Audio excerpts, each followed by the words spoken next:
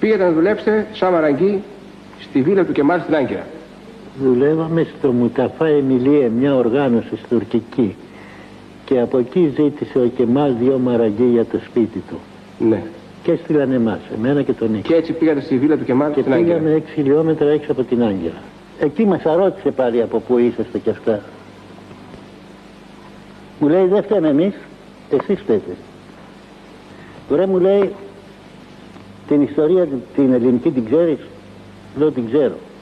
Τον Αθανάσιο Διάκο λέει, τον Κολοκοτρώνη, τον Καραϊσκάκη, τους αγώνες του 21, τον Ιμπραήμ, όλα αυτά τα ξέρεις?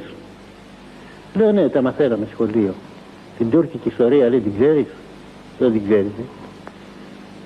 Εδώ που μεγάλωσες και γεννήθηκες αυτός τον τόπο, δεν ξέρεις την ιστορία του? Ξέρεις τη δική σας?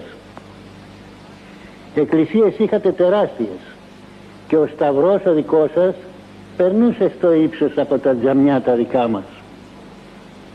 Και το είχαμε σε προσβολή αυτό. Στα σχολεία τραγουδάγατε όταν είχατε λέει οδική. Εσείς τον Τούρκο σφάξετε, τον Τούρανο σπαράξετε. Ήταν έτσι? Ήταν έτσι το έτσι ήταν. Θυμάσαι λέει του Απέργητο θέατρο στην Πελαβίστα? Αυτό το θέατρο έπαιζε λέει όλο Κολοκοτρώνη, Καρασκάη και Αθανάσιο Διάκο. Τα ξέρω όλα αυτά ο Κεμάλ. Τα ξέρε, ναι. Θεσσαλονικός ήταν. Θεσσαλονικός, ναι, αλλά ήταν και τόσο μπασμένος στα δικαιώματα των Ελλήνων. Και... Του λέγανε του Αθανάσιου Διάκου να αλλάξει τις πίστες σου και τους έβριζε και τους έλεγε μουρτάτες. Πού βρισκόσαστε λέει και τα λέγατε αυτά και τα κάνατε? Το θέατρο λέει κάτασπρα από φουστανέλα και καριοφύλλι και για τα γάνια. Χαλάγατε τον κόσμο λέει με τα καριοφύλλια στα θέατρά σας. Δεν σας απαγορεύσαμε ποτέ. Τι παράπονο, όποιος αγόραζε μέσα στα διοικητήρια, όλο εσείς αγοράζατε. Εμείς είμαστε πάντοτε πολίτες. Όλο αγοράζατε, κανένας Τούρκος δεν αγόραζε. Εσείς είχατε τα εμπόρια στα χέρια σας, όλα δικά σας ήταν.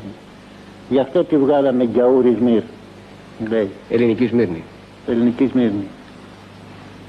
Γιατί πήγατε θελοντές, λέει, στον ελληνικό στρατό και μας χτυπήσατε? Χτυπήσατε την ίδια σας την πατρίδα, λέει. Δηλαδή σκάψατε το λάκκο σας. Και τόσοι που μείνατε ζωντανοί πολλοί είναι. Έπρεπε κανένας να μην φύγει από εδώ, να σφαχτείτε όλοι. Όταν τα έλεγε αυτά ήταν ερεθισμένος. Είχε πάρει φωτιά. Μου κάνει εντύπωση. Θα μας καλήσεις, μου λέει, τα δόντια, θα βγάλεις ακόμα κομμάτια από κρέας τουρκικά.